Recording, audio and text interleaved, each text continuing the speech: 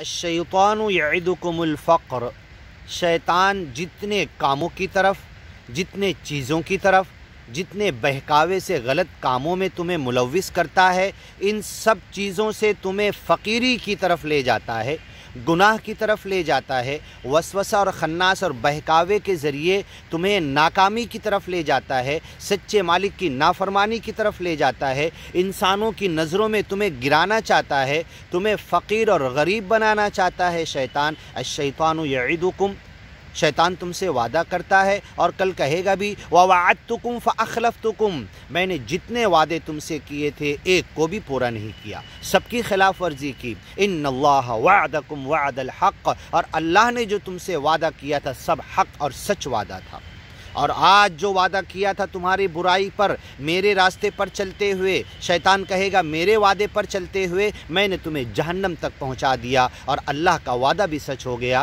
لَأَمْلَأَنَّ جَهَنَّمَ مِنَ الْجِنَّةِ وَالنَّاسِ أَجْمَعِينَ۔ الشیطان یعدکم الفقر، شیطان تمہیں فقیری اور غریبی کی طرف کھینچتا ہے، وَيَأْمُرُكُمْ بِالْفَحْشَاءِ، بے حیائی کا، برائی کا تمہیں حکم دیتا ہے۔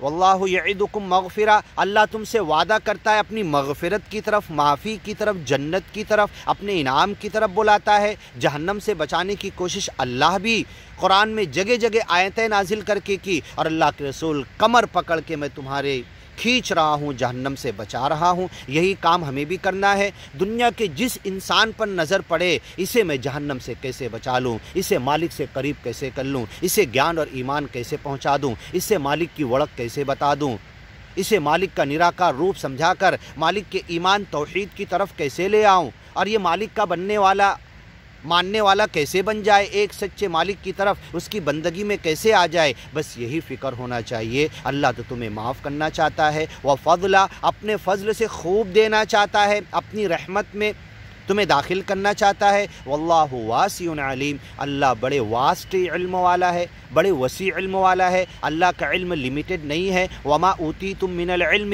الا قلیلا، جو علم ساری دنیا والوں کو حضرت آدم سے لے کر قیامت تک کے، سائنس کا ہو، کمپیوٹر کا ہو، ریسرچ کا ہو، دین کا ہو، دنیا کا ہو، سارا علم ایک جگہ جمع کر دیا جائے، پوری کائنات اور پوری دنیا کے ہر پرانی کا، تو وہ اللہ کے سامنے قلیل ہے، چھوٹا ہے۔ جیسے سمندر میں ایک سوئی ڈالی جاتی ہے، سوئی کے نوک پر جتنا پانی آئے گا، بس وہ مثال ہے پوری دنیا والوں کے علم کی، اور سمندر ٹھاٹے مارتا ہوا اس سے بڑا، اس سے زیادہ، پوری کائنات کا علم اکیلے اللہ کے پاس ہے۔ عالم الغیب فلا یظہر علی غیبہ احدا، وہ عالم الغیب بھی ہے، چھپی ہوئی چیز کو جانتا، اوپن چیز کو جانتا ہے۔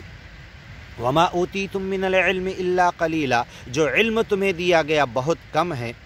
واللہ واسع علیم، اللہ بہت وسیع علم والا ہے، ہر چیز جانتا ہے۔ یؤتی الحکمۃ من یشاء، آگے کی ویڈیو میں سنیے۔